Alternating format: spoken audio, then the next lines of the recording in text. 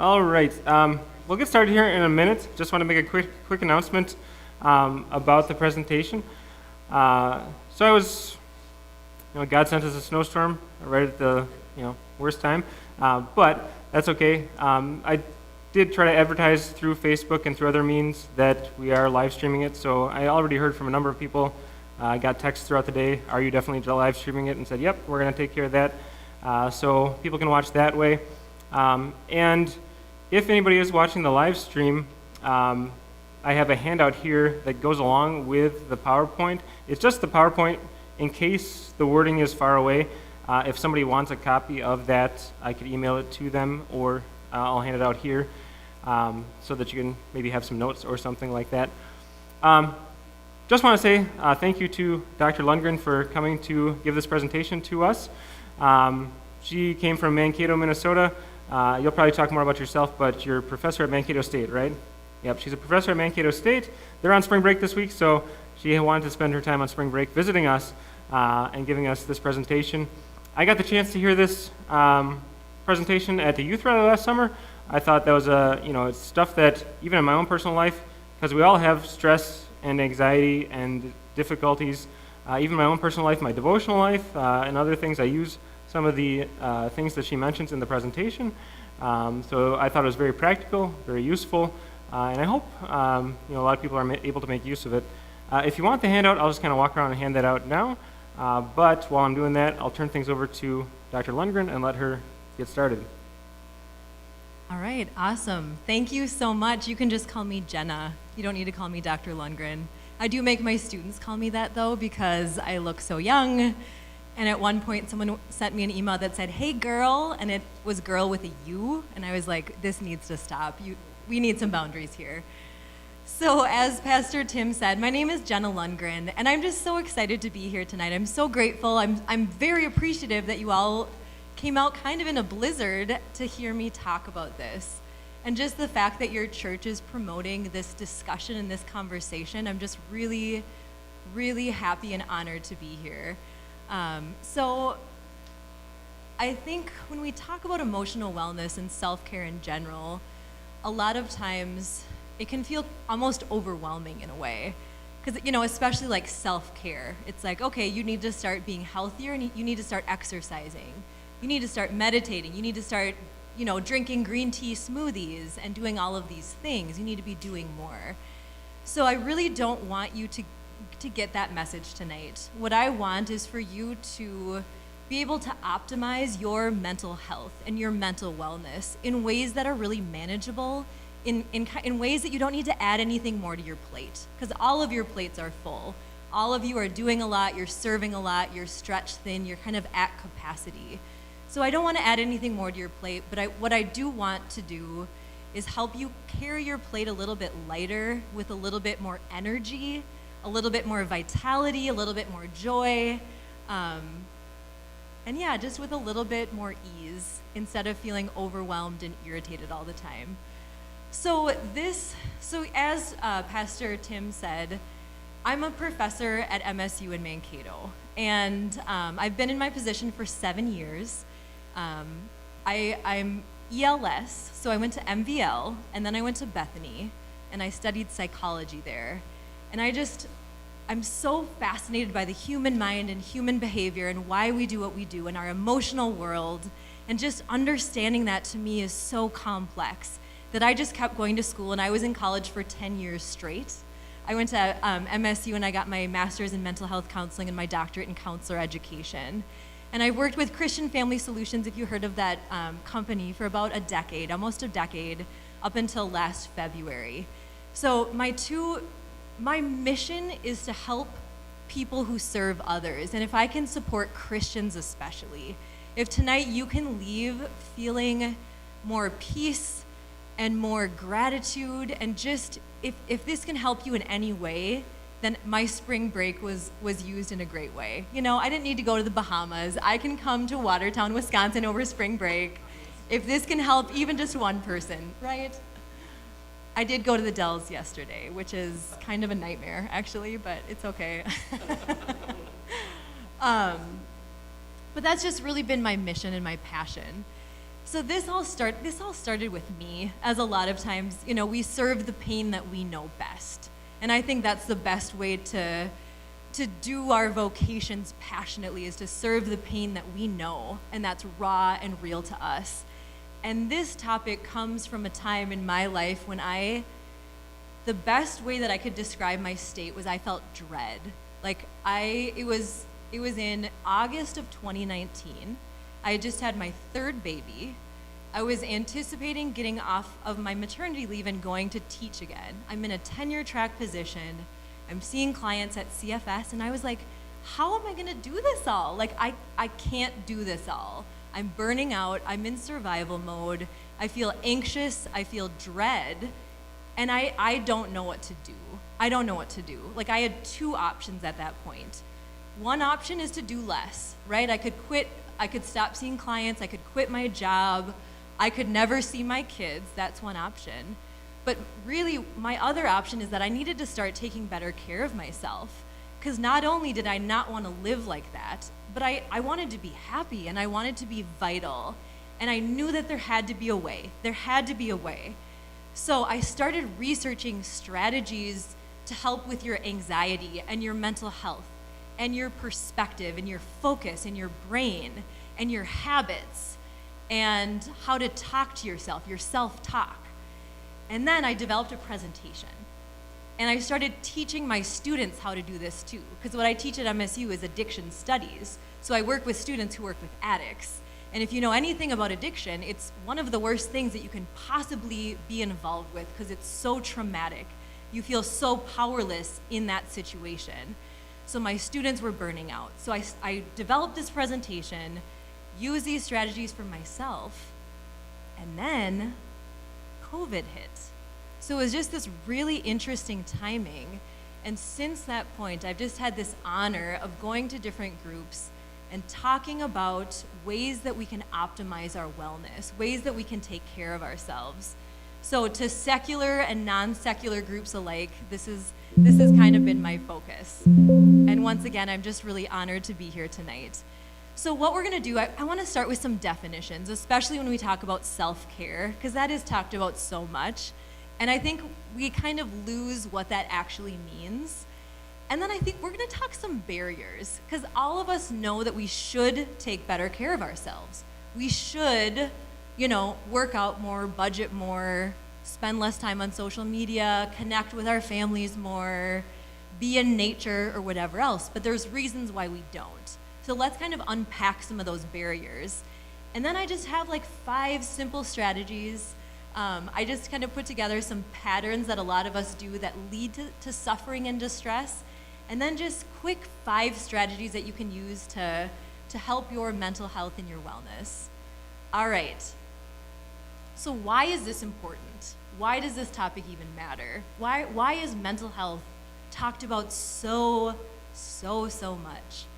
And I think if you read any newspaper or any headline, or if you go on Facebook or any other social media platform for 1 minute, you'll realize that this topic is needed. If you go on TikTok or wherever else you get your news, there was a 6-year-old that shot his teacher. I saw that on the news today. It's just the suffering and the turmoil is so immense. And not only that, but the access to it and the access to everyone's opinions about it. It's unprecedented as to what that's doing to our mental health, to the mental health especially of our young people. That the suicide rate in our adolescents is about 1 in 3 teens has considered suicide. We've never seen anything like that.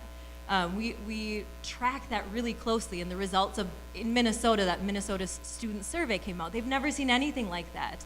The suicidal ideation, and especially the anxiety, and that's for a lot of reasons. That's for COVID, that's for social media and how we connect, and the dismantling of our church and our communities and things like that, but our mental health is struggling.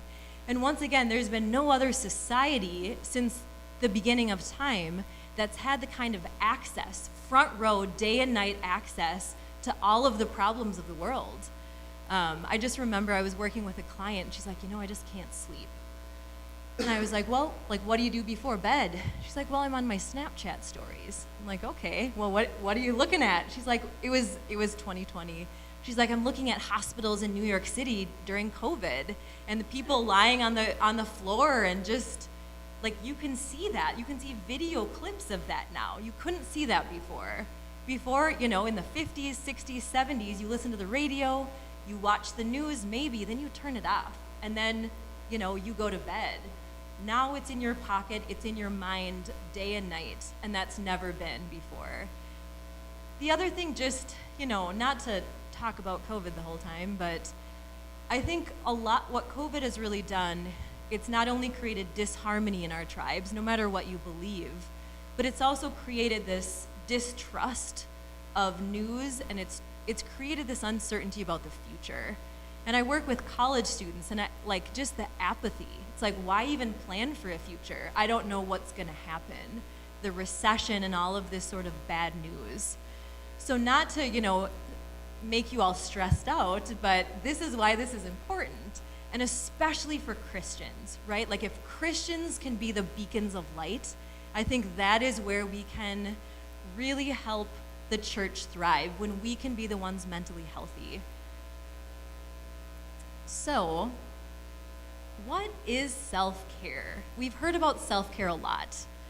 And I think in some ways, it's almost been commoditized. It's like, buy this self-care package at Aveda, buy this self-care journal, or something like that. It's like a way that, businesses can make money off of it.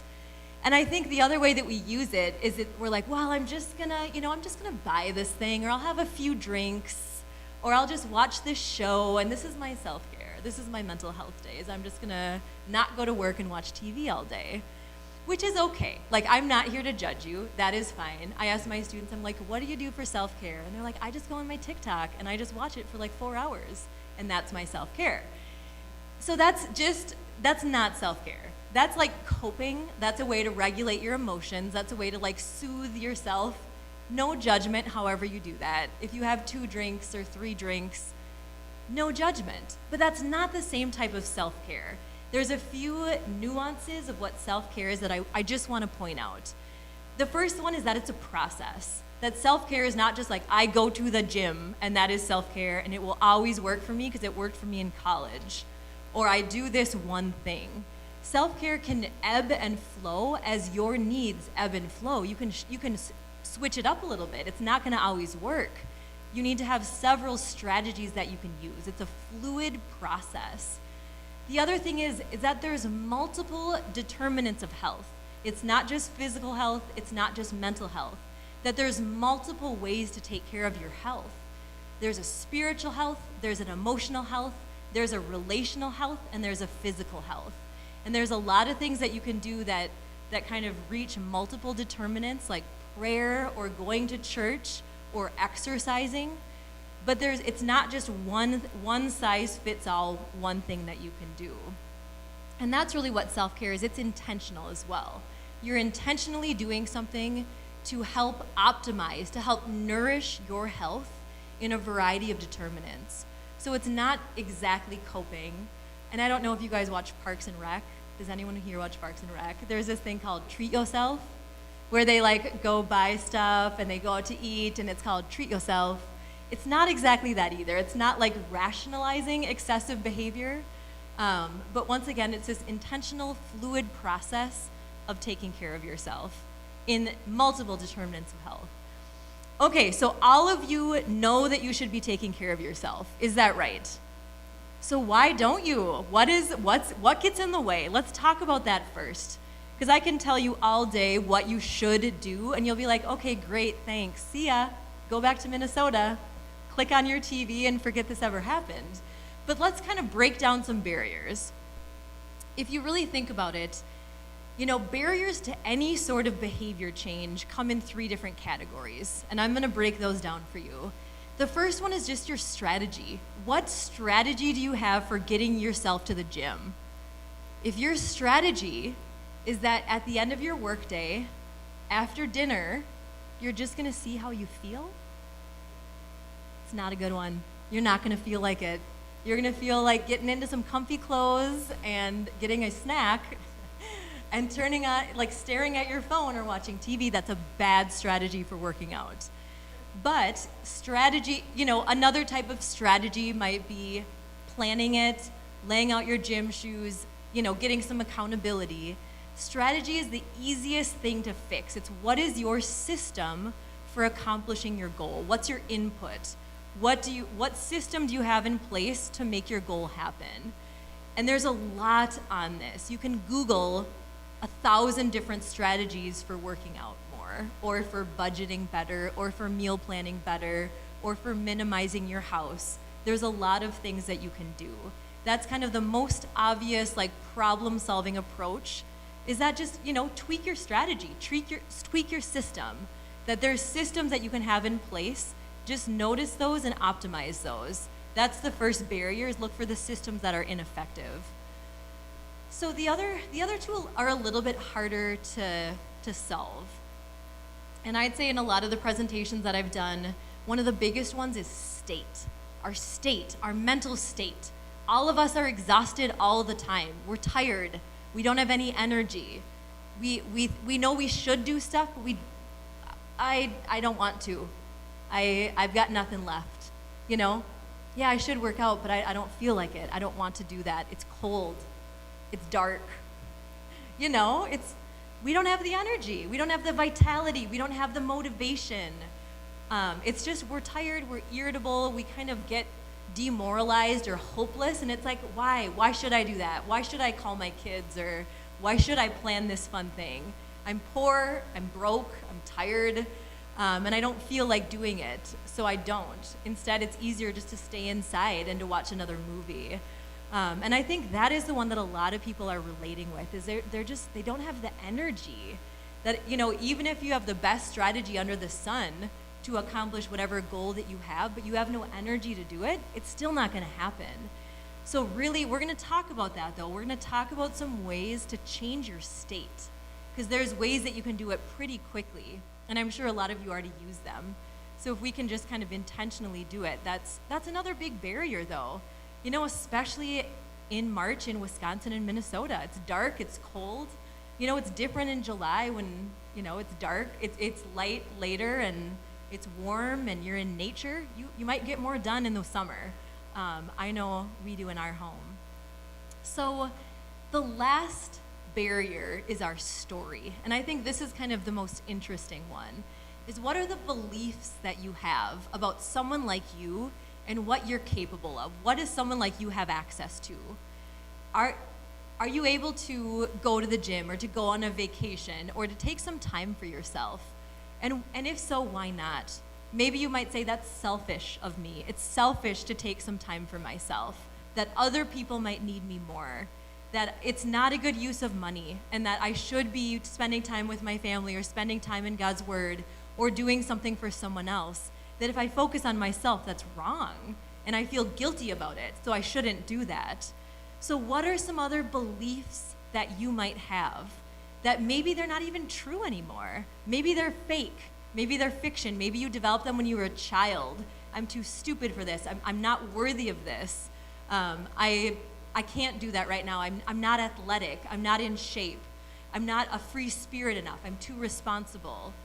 What are the stories that you have about what someone like yourself can and can't do? And are they true or not? And this, once again, this is interesting to kind of analyze. So just one for myself. I'm a working mom. I'm a college professor, so I teach 2 days a week. I have a cush job. I'm a working mom, though. And I had this story that it's selfish for a working mom to work out. Like, I already leave my kids, and why would I come home and then leave again? Like, that's really selfish of me. It's selfish for a working mom to work out. And the interesting thing about it is I didn't even know that this was a thing. I didn't know that this is what I believed. And I tried every strategy. I started working out at MSU and all these different types of classes, and nothing stuck. And it wasn't until I uncovered that belief that I said, okay, is this true? Did anyone tell me this? Am I actually a better mom when I can move and get some endorphins going and regulate my emotions through, through exercising, I'm a better mom. I'm much less anxious. I'm much more present. I have much more energy. That it's a blessing if I'm able to do this. My husband supports me in it. He says, oh my gosh, go. So it's just really important for you to uncover if you do have any beliefs that are holding you back, even if they're kind of subconscious, because sometimes they're not true anymore. They might be some old feedback that you got as a child or from high school, that I'm not a jock, or I'm not athletic, or I'm not an artist, I can't do that. Maybe you can. Maybe it's time for you to kind of, rebrand yourself, re-identify, and you can evolve, right? Like, you don't have to stay stuck. So I want you to kind of look at these kind of barriers, these beliefs, and just the behaviors as well. I think another one is it's kind of like staying in the change literature. It's called the trans-theoretical model. It's called the stages of change. And it's this pre-contemplation. It's like, yeah, I'll do that eventually. Like, eventually I'll clean out my garage, or eventually I'll go through this stuff, or, try intermittent fasting or run a marathon. Eventually, when the kids are out of the house, when the kids are all in school, when the kids are all married, when the grandkids are all married, whatever else it might be. It's like, I'll do that eventually. I'll quit smoking eventually. We have a lot of things that we'll do in the future. The other thing, too, is just nuts and bolts of time. I think a lot of us have a time scarcity. Like, we don't have time to do this. We're too busy. We don't have time. And if you look at the time that you do have and the time that you spend on technology, you probably do have time. Like, I spend 2 hours, on Pinterest looking at charcuterie boards, but I can't do like a 7-minute yoga session with Yoga with Adrian. Like, I don't have time to do that. So I think a lot of it can be a psychological time scarcity. And if you really do kind of analyze it, you'll find some time. All of us will. So at this point, just kind of think about which ones fit for you. If all of them do, or if you're like, no, it really is the state, I just feel tired a lot, I don't feel motivated. Or if it's a strategy of like, yeah, I have all these things I want to do, but I never really execute, I never really make a decision about it. I just kind of have it muddle around in my mind. Or if you just kind of get distracted a lot, just really think about the ones that fit for you and start to think of some ways to address these. All right, so let's get into just the detriments. So I'm going to start, like I said, I'm going to start with some patterns that people engage in, and then I'll give you a strategy to combat these patterns. All right, so our detriment one is asking bad questions. And I think I'm going to start with a quick neurobiology tutorial. So your brain is not designed to make you happy. It is designed to help you survive. What your brain does is it scans the environment for risk. It assesses how much danger you're in at all times. It's a threat detecting machine. So your brain is literally, what is that? What is that? What's going on there? Is this dangerous? Is this person safe? Is that car gonna hit me? It's not designed to make you happy. It's designed to help you survive. It's survival software. And rightly so. That's a blessing that helps keep us safe. So, one thing to know is that ambiguity is threat to our brain. So that's why the news says, horrible thing happens in a city near you. Read on to find out more. And you're like, oh my gosh, what horrible thing happened near me? I have to know. My survival is at stake. Ambiguity equals threat. It releases a chemical in your brain that's called cortisol. That's your stress hormone. And your brain is not going to let you get away with that. It has to know the answer. So if you ask yourself a bad question, your brain will not be like, I don't know. It's going to give you an answer, and it's going to be a bad answer. So if you say, what is going to happen? Your brain is like, I don't know, probably something really bad. Plan for the worst. Or if you say, what did I do to deserve this? It's going to be like, you bullied Stephanie Gates in 4th grade. You tripped her, and you didn't invite her to your birthday party. That's what you did. Your brain is going to give you an answer, and it's going to be ridiculous. So if you say, what is wrong with people? your brain is going to say, they're all idiots, they're all stupid. Or that's what my dad goes on Facebook and he goes, what is wrong with people? Or what's another one? I think what's hard about this, and I'm just kind of going these off the cuff, is just thinking about why is this happening? What did I do to deserve this? What gets dangerous about this, though, is if thinking about some adolescents that I've worked with, who would care if I died? Who would care? And then your brain says, well, your dad wouldn't. He ignored you at supper time. Oh, your mom wouldn't. She didn't even say goodnight to you last night. If you ask a bad question, you're going to get a bad answer. Why can I never lose weight? It's because you're a pig, right? What should I do to lose weight? Go on a diet. No, right? And you're just like, I don't want to do that. How do I lose weight and have a great time doing it? What are some ways that I can connect with others and really evolve into my best self and lose weight? So, you know where this might be going. Our first resilience building wellness strategy is to ask yourself better questions. And this comes in the form of thought processes. Honestly, this is so simple, but if you apply this is a game changer. So think about any problem that you're struggling with. Any problem. You don't need to yell it out, but honestly, if you can ask yourself a better question, you're going to get a better answer. So let's just take the anxiety. If you struggle with anxiety, instead of saying, what is wrong with me? Why do I always feel like this? Why can't I shake this? Other people can handle so much and I can't handle it. Instead, if you say, what is my body telling me? What signal is this giving me? What is this leading me towards?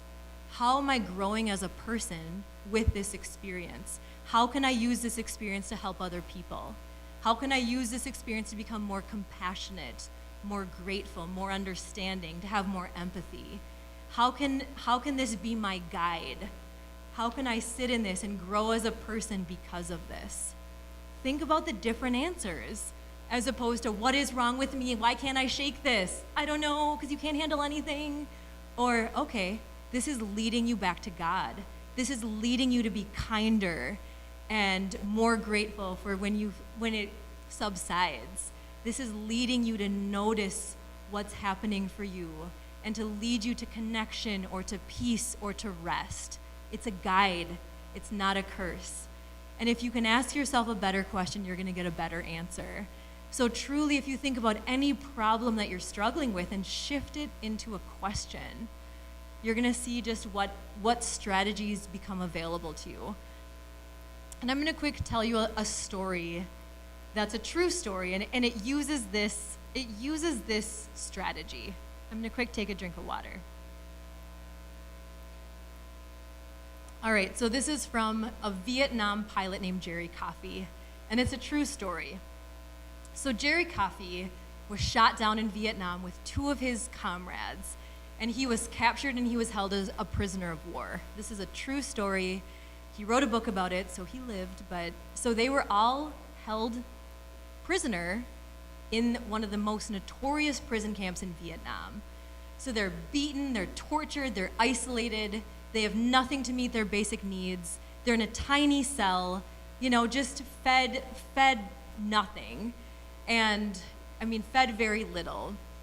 And they were there for 7 years. So they're in those circumstances for 7 years of their life. So the first man that was shot down with him, he ended his life in the cell. He ended his life. That was kind of the option that he chose. And tragically so. The second man got out after 7 years, and he was institutionalized in the United States for the rest of his life. So he went insane. Institutionalized in America. He ended up getting out, though.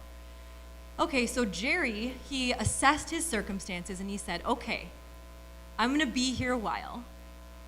How do I use this? How do I use this? Okay, so the first thing that he did is he talked to God, because he had no one else to talk to. So he prayed, talked to God, his faith got stronger.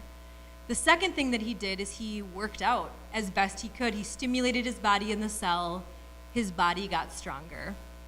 And the third thing that he did that's really interesting is that he thought through every single day of his life that he could remember. He thought through it in his mind, moment by moment, And at the end of every day, he asked himself, what did I learn that day? What did I learn that day? What did I learn that day?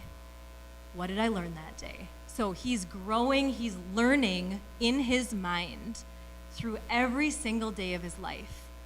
So Jerry gets out after 7 years in the same circumstance. He said, that was the most powerful experience of my life, and I would not trade it for anything. And once again, if you just really think about that, all three of those men are in the same circumstance externally. They're in the same boat. And think of the different outcome of those three individuals. Asking yourself, how can I use this, is going to give you a totally different set of answers. That's a good question.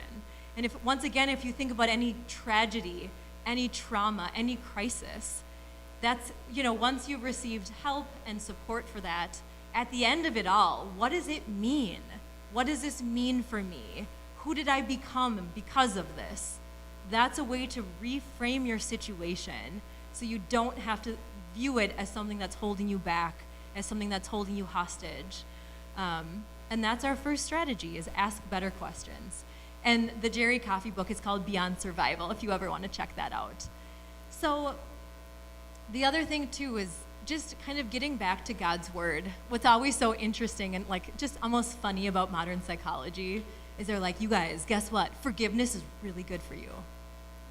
Or monogamy is actually pretty good for families and kids. Or the gratitude one, which we'll get to, being grateful is good for your brain. It's just always funny, the wisdom that psychology produces, that we kind of already knew that. It's a few thousand years old there. But I like this Bible passage.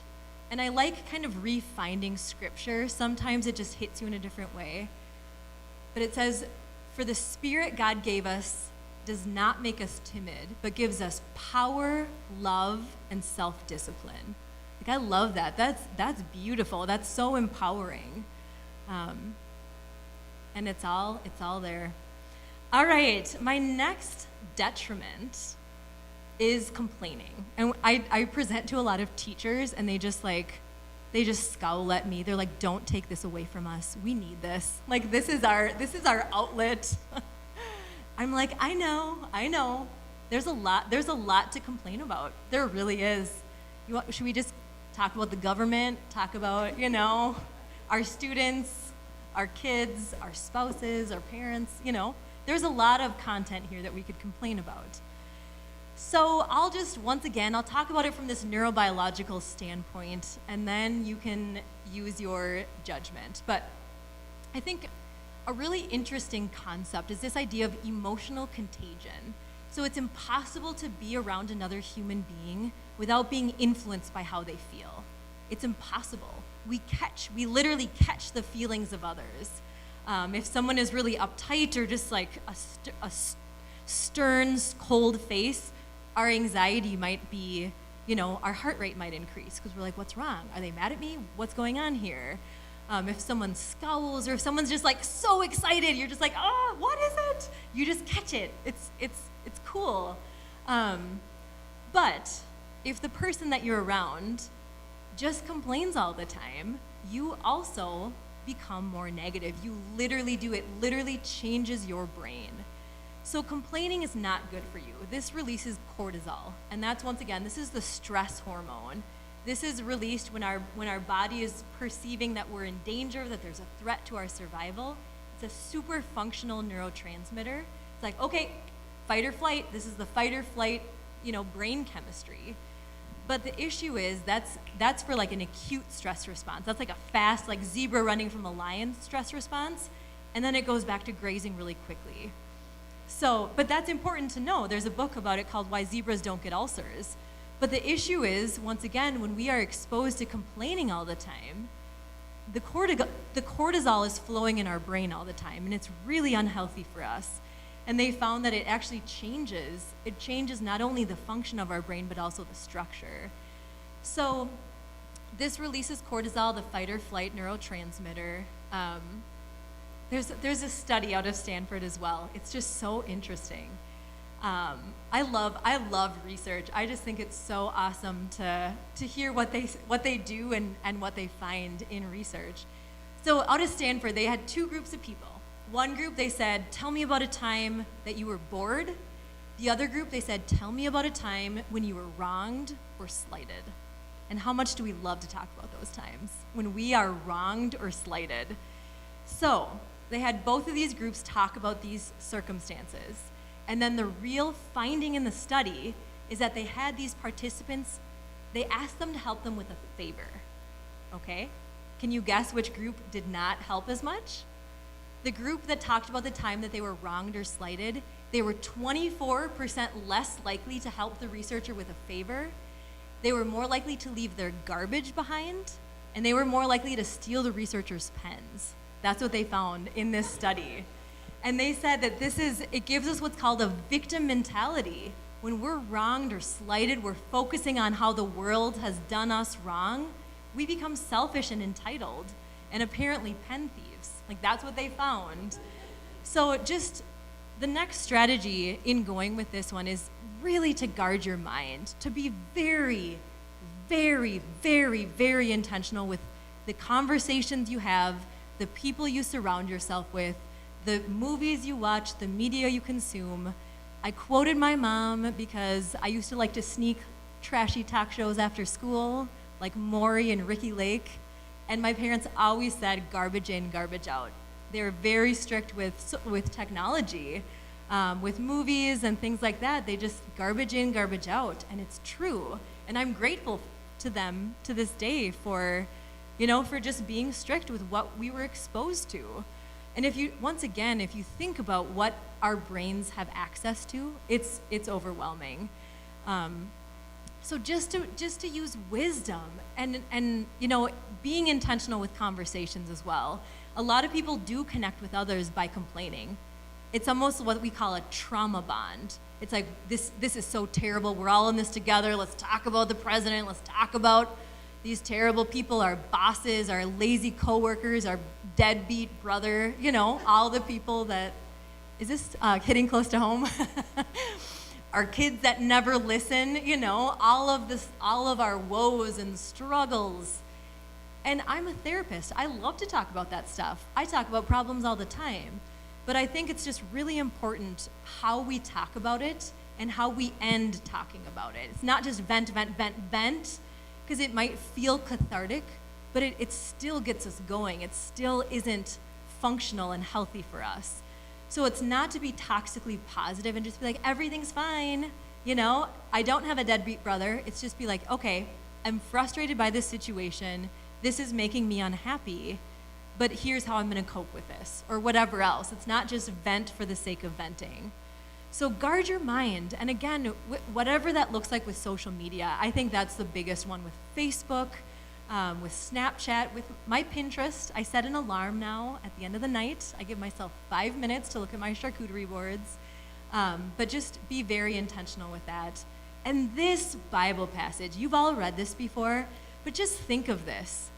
Finally, brothers and sisters, whatever is true, whatever is noble, whatever is right, whatever is pure, whatever is lovely, whatever is admirable, if anything is excellent or praiseworthy, think about these things.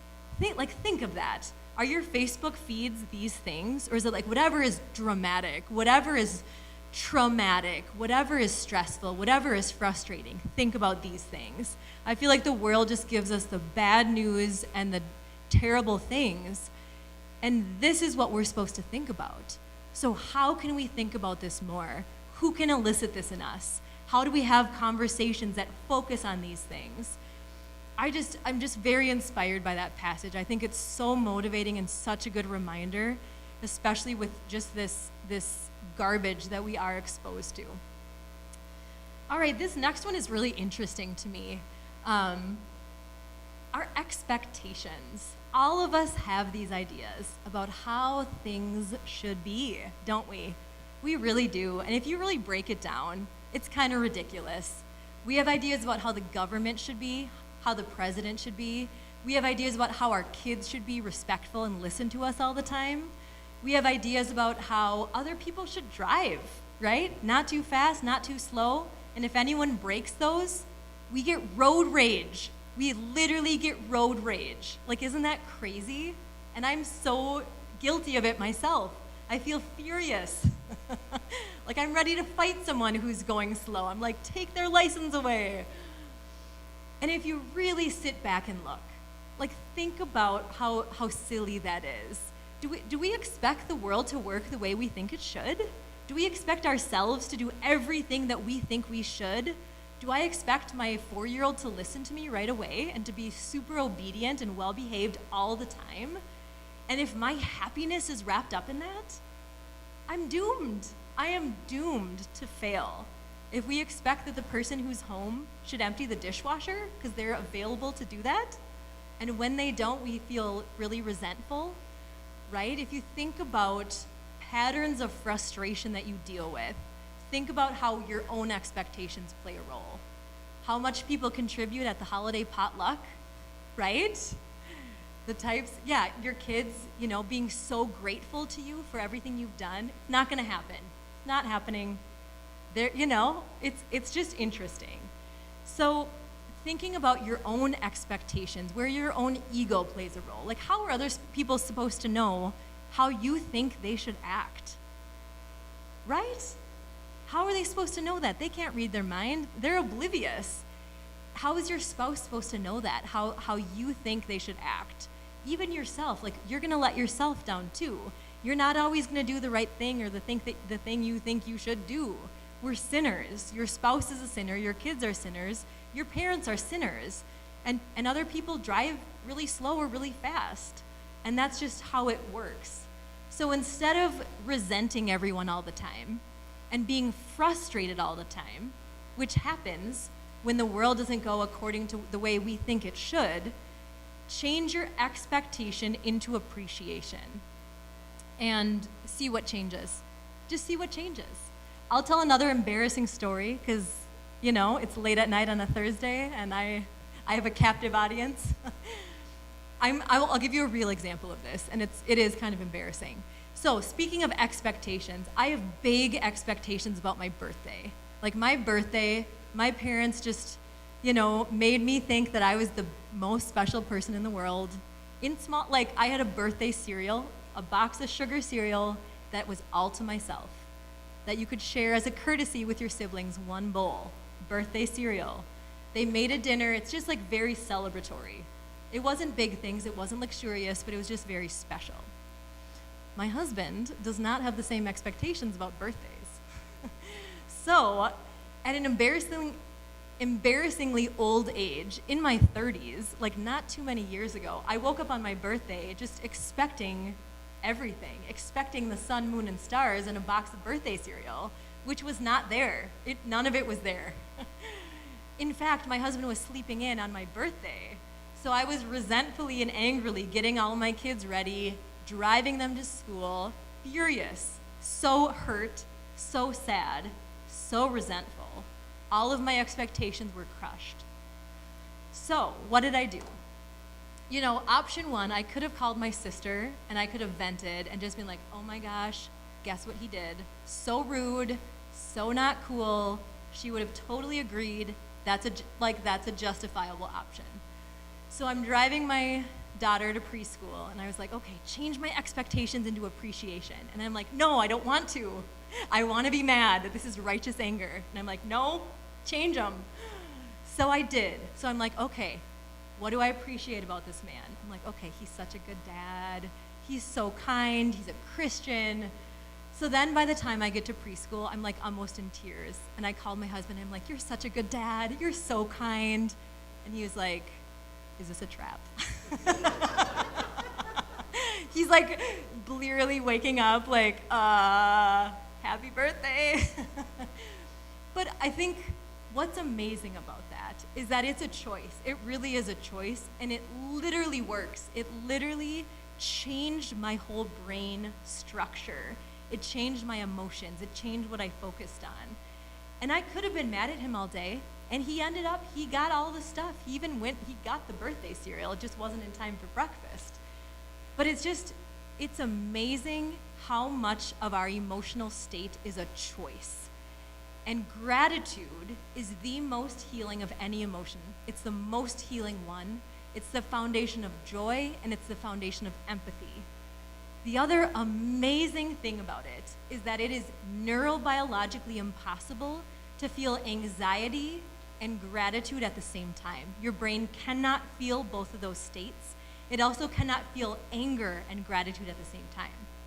So this is just so interesting, once again, how neurobiology and psychology is like, gratitude is so great. But it really is. It really is brain changing. It also releases dopamine. And dopamine is the neurotransmitter that we talk about with drugs and alcohol. You snort cocaine, you eat a cupcake, it's dopamine. So dopamine is also released when you express gratitude. So they call it the virtuous cycle because it feels good and you want to keep doing it. It's motivation and pleasure. So just a few things. I'm sure you all know about gratitude, right? Like you probably give thanks every meal. But think about ways that you can be really specific with it. Think about ways you can share it with other people. The other thing, when I did couples counseling, instead of like laying out the dirty laundry, I always started with how can you start to appreciate each other more? Then all of the hurt and resentment can soften because you feel appreciated. How many of you just want to feel more appreciated for what you do? All of us do. So instead of expecting someone else to give that to us, give it to them without expecting anything in return. Just show your appreciation for them and show it abundantly, show it lavishingly. And once again, don't expect it in return, because then it's just a transaction.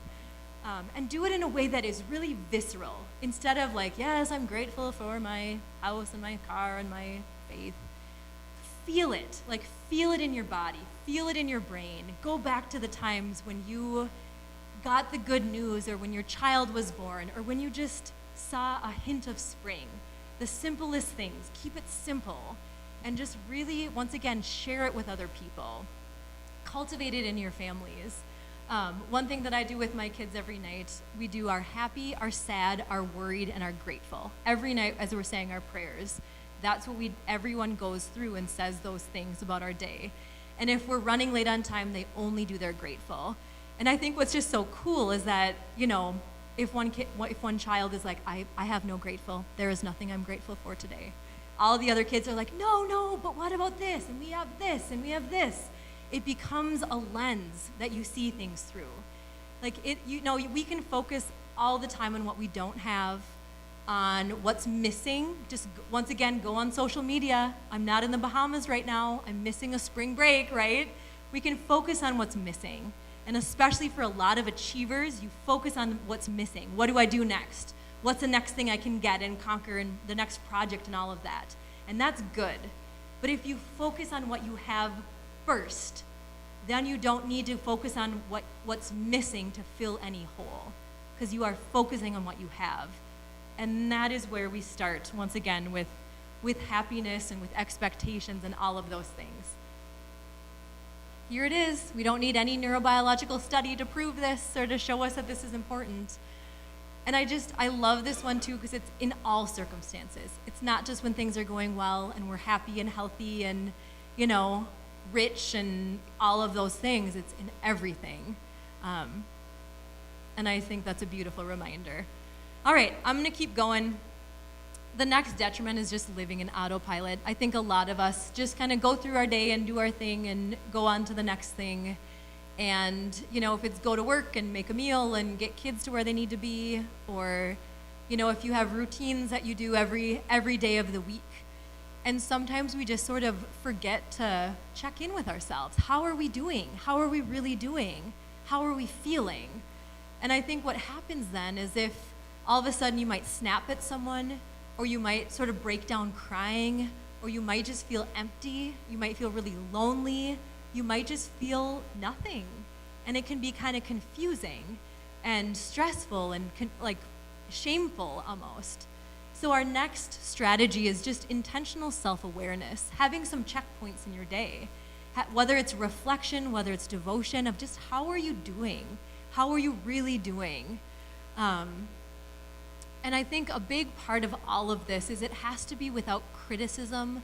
A lot of times, if we're struggling, we criticize ourselves and we kind of shame ourselves and we're harsh on ourselves. And that's not helpful. That doesn't help us feel better. That doesn't help us get our act together. Just noticing this with curiosity instead of with judgment or with criticism is really, really important. Of saying, okay, I'm feeling anxious. I'm feeling overwhelmed. I'm feeling frustrated or hurt. Okay, I'm feeling that way. And just noticing it and being on the front end of it. A really important part of emotional health is having a vocabulary to describe it as well. So being able to talk about how you feel with some nuance is really, really important. And I'll go through a tool for that. So Susan David, she's a researcher out of Harvard, and she talks about how we use the word stressed. I'm really stressed. I'm really, really stressed right now. And if you think about all of the nuances of what stress can mean, it can mean overwhelmed, it can mean disappointed, it can mean anxious, it can even mean depleted. Think about that. Disappointed is really different than depleted. And it's important to be able to name this specifically because then our brain knows how to cope. Our brain knows how to cope, and the people in our lives know how to support us. If you say to your spouse or your parents, I'm feeling really disappointed about what happened today, they know how to support you in a different way than saying, I'm really stressed. And that's why it's so important to be able to name our emotions with nuance. The other thing, too, is if you're feeling low energy, if you're feeling just lonely, change your state. Change your energy, how you're doing. And the fastest way to do this is through your body. A lot of times, our minds aren't going to give us a solution. You don't have to go back to Freudian, childhood, any sort of issue from the past. If you're feeling a certain way, change your body. That's going to be the fastest way to change your emotions. Try it, Try jumping up and down. Try power posing. Try changing your posture. Try listening to music. I'm going to be in a really different state if I'm fist pumping and jumping up and down in the air, listening to some music. And you can change your state within seconds. And we do this all with our playlists of the music we listen to. You can listen to Mozart, you can listen to Jimi Hendrix, you can listen to Bob Marley, or you can listen to Disney music. And those are really different states. So if you're feeling a certain way, notice it without judgment, and then change it. And once again, the fastest way to do it is through your body. Go outside, walk around a little bit, sit up in a different way, do some yoga poses, try a downward dog, and it'll make all the difference. I'll throw my husband under the bus one more time because he's not here. But bedtime can be a contentious time. I have 4 little kids. My oldest is 8. And one time I was putting all the kids down. I walk out of into the living room, and he was on his computer having a drink. And I'm like having a war zone, kind of. My kids just get really hungry at the end of the night, starving, after they've had their bedtime snack. When they're in bed, doing our happy, sad, worried, grateful, they need several glasses of water. They need to be their back scratched and stories, and we read Nancy Drew and a devotion. It's a process. My husband is just on his computer. I feel frustrated. So I remember this changing my state. It's not like he'd be super helpful at this point in the night anyway. I do feel frustrated. So instead of saying anything, I just walked and I did some yoga poses and just little cat-cow variety, literally changed my mood, changed it. And instead of saying like, oh my gosh, you never help, blah, blah, blah, blah, I was just like, oh my gosh, I was so mad at you before and now I feel good. And he's like, okay. But once again, solutions don't always have to come from the mind. They can come from the body. And that's a really quick way to change how you feel. All right, I'm going to give you this tool. This is from the Yale Institute of Emotional Intelligence by a man named Mark Brackett, who's a really good book if you're interested in emotions. It's called Permission to Feel. And I'm showing you this because it's helped me a lot. It gives you a ton of words, and it's in different quadrants. And I think when we talk about emotions, there's not good and bad. Let's get away from that. Anger is not bad. Anger is really important. Like, things don't change when we're feeling bubbly and excited. You shouldn't do your taxes if you're feeling bubbly and excited. You're not going to be very accurate. That a lot of times these low pleasantness, low energy states make us focus and cautious. That if you're feeling great all the time, it's not always helpful. You might get punched in the face if you're like that all the time. All right, so this is, if you look at the axes, it's energy and pleasantness are the quadrants. And stay with me because this is important. And I think a lot of times we feel pressure to be high energy, high pleasantness all the time. At work, with people, like, we're good, hey, how's it going, we're good. And if you're not feeling that, and you feel like you have to act like that, that's really hard on your health, actually. So if you can operate in alignment and to know that none of these are bad, but if you can name them with nuance and share them with other people, and to know, like, feeling demoralized or lonely or disappointed or irritated, all of those are signals. All of those are guides showing you that maybe something needs to change. So now if my husband asks me how I am, I'm like, instead of saying I'm stressed or I'm fine, I'm like, well, you know, I'm pretty low energy, but moderate pleasantness. So, like, you can work with that, right? Like, it's just really good data. Isn't that good data? Like, I'm energy and pleasantness. I'm all about that. Okay.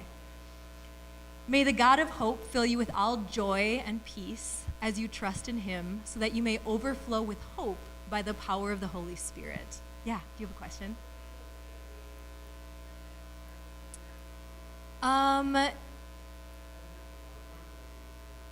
He has the PowerPoint. Otherwise, it's just called the mood meter. And there's like an app for it too. All right, I'm going to keep going. So you guys, I gave Pastor a copy of this. If you want to kind of go back and look through it, if you want to journal, if you want to write down some ideas, just like how can you improve in all of these different dimensions, spiritually, emotionally, physically, socially. Socially is a big one too, especially for millennials on down, I would say, is that we've become very isolated, very, very homebody through COVID. So that's one thing I'm really challenging myself to do, is just to like make a new friend. It's so weird, isn't it? Awkward.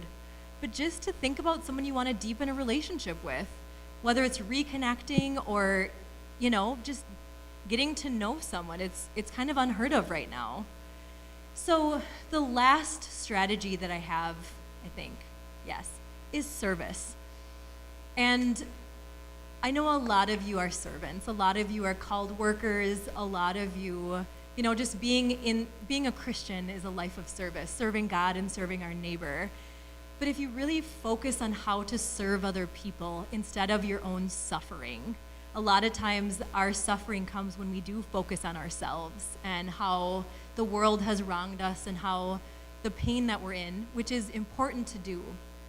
But like I said, if you can serve the pain that you know best, if you are lonely, if you're disconnected, if you struggle with depression, if you struggle with a chronic disease, if you have specific challenges, how can you develop a community with that? How can you serve that? How can you give to that?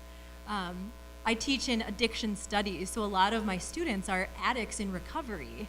And I think that really, besides the community aspect, that's what really makes the 12 steps work. It's like, go make something out of your addiction. Go make this pain have a meaning, this destruction that your addiction has caused. Go sponsor people. So if you can really think about ways to serve creatively, it feels so good. It's you becoming your best self. If you can take someone a meal, if you can clean up garbage or whatever else. I did that with my kids. It was like a do good December with our library. It was like a bingo sheet. And we picked up garbage in our neighborhood.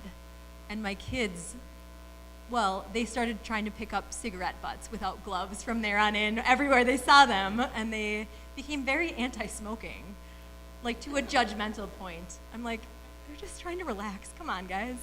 But just really focusing on how you can serve. I just think it's a beautiful thing.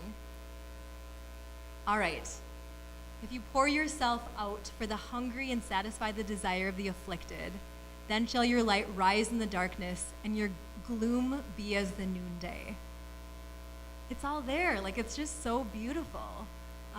This isn't in a guilt way. I think a lot of times, maybe it's a Lutheran thing. It's like, oh, you should do that. You should show up for this, volunteer, be on this thing. It's not out of guilt.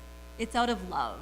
And that's our motivator. It's never out of guilt, because that's cortisol. That's stress. It's out of love. That's our motivation for all of this. All right, so once again, all of you are going to have a different takeaway from this, and that's what's really interesting to me is what's next. And as you're thinking about ways to improve, start really small. Start by 1% in all of these areas. If you're anything like me, I'm like, okay, I'm going to start fasting. I'm going to clean out my house. I'm going to get my act together. I'm going to run a marathon like tomorrow. Don't do that. That's too much. Slow down. Just 1%. Start really, really, really small.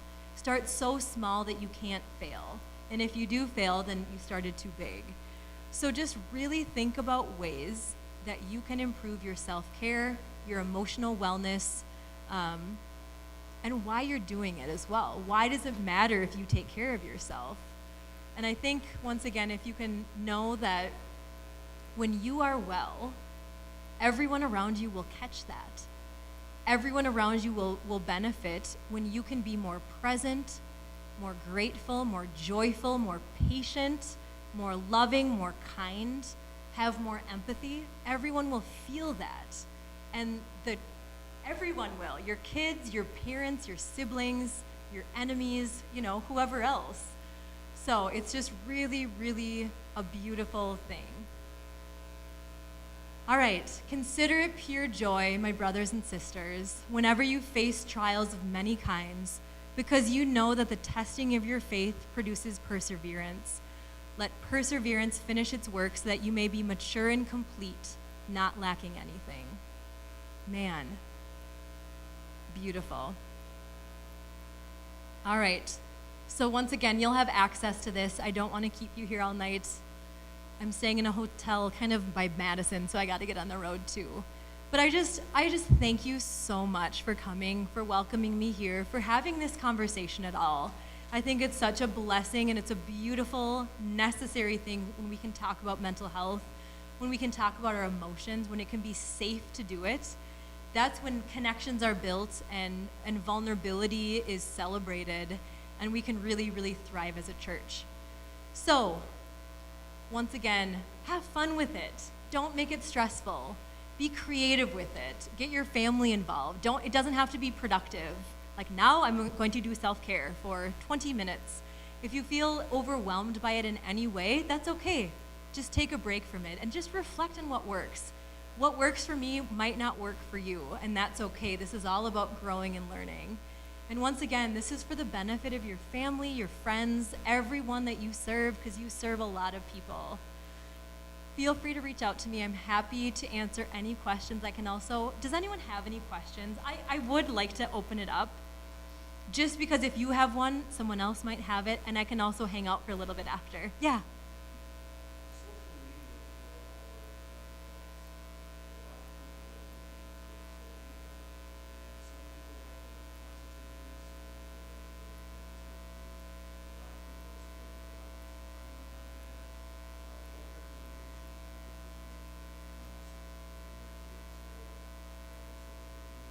Yeah, that's such a good question.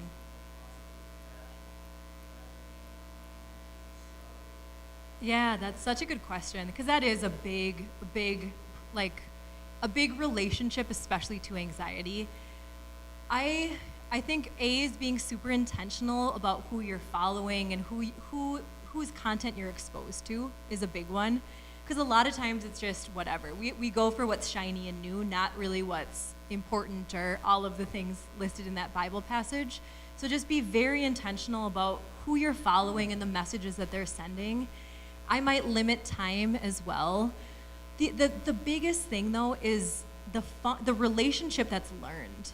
Because if all of a sudden you're learning that this is how I regulate my emotions, that mom and dad are leaving, oh, you're sad that mom and dad are leaving, here's an iPad, this can comfort you, oh, you're bored, here's social media. It's the same thing like any addiction, that you learn this is what fixes me, this is what I need to be okay, this is what I need to be whole.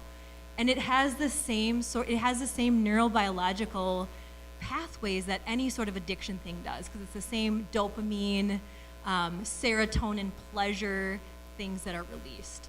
I'm not saying it's totally bad. There's a lot of connection that can happen, but understand the relationship that is learned through the technology. If this is what I need to be okay, then that's a problem. If this is what I need when I'm bored, when I'm lonely, when I'm sad, when I'm anxious, that also might be a problem, because some other coping skills might need to be in play. There's a study done that most young people said they'd rather have a broken bone in their hand than a broken phone. So it's a serious thing that there's going to have a lot more, we're hearing a lot more about it. Yeah. How different is this?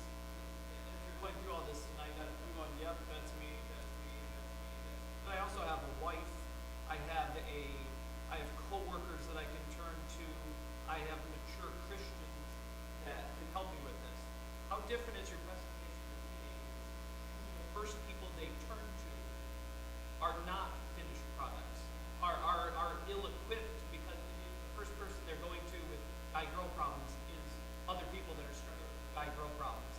Anxiety on a teenage level, they turn to teenagers who are struggling with anxiety Yeah. as a teenager. How different is here's your action plans for teens as opposed to a 15-year-old? You know, it's not that different. I don't present to a lot of teens, but I presented at the youth rally. That's where Pastor heard me. And the feedback that I got, like, it was awesome. And a lot of them reached out, like, they want to be talking about this in person, I think. So it's not that different. I think especially just the emotions, that piece, I had a lot of young women especially reach out, like, yes, that is me, that's how I feel. And I think just on their end, I mean, I guess I mostly talk to adults. So it's like just really not just being someone that doesn't try to fix problems, that really just listens and doesn't say, oh yeah, I struggle with that too, or oh no, don't worry about that, in 10 years you won't care, or you're just being too sensitive, or like, what, that's so stupid. He's like, don't waste your time. Just really validating and listening is just really, really important, and honoring it, and like, big deals to them are big deals, you know. But I'm terrified of like high schoolers, really scared of them. College kids I like, high schoolers scare me. They're my and I present mostly to teachers and mental health clinicians. But when I have, it's been really, really similar, to be honest. Any other questions? And I want to do this, not because everyone's like, oh, don't be the person that keeps us here, but a lot of you have wisdom to share, and I'm sure if you have a question, other people do too. So, and I can also stay after if you have other questions. And you can email me. Please feel free. I don't talk to a lot of Christians, to be honest, because I work in a secular university, and it's just really extra meaningful to me to be able to use God's word with this, because most of my presentations are, like I did one to Hennepin County school educators and school staff, which is like the Minneapolis school systems. So it's just, you know, it's like secular nation. So it's really a blessing, and it's just really fun for me to talk to Christians. All right, anything else? Otherwise you're like, it's blizzard, cut her off. Thank you again so much. God's blessings, take care.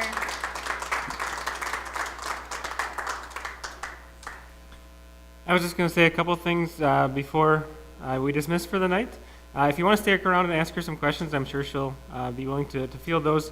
I did set up in the back like a free will. It's one of the offering things. If you want to give like a donation of appreciation for her coming, you can do that, and it will go to her as a thank you for her coming out to help us go through this topic. But even like just some other things I've come across, I mentioned there are some things in our presentation that I've used. Even that expectations aspect of it was important for me to kind of go through, because like, and I can illustrate that in some interesting ways, even with the teen topic. I think, like if I came here tonight expecting 200 people to show up on a blizzard night, I would have been super disappointed, right? But I actually came with like, you know, whoever shows up, great. Like, because we got this snowstorm going on, we got the live stream, it'll work out. So just changing my mindset on some of those things really helps.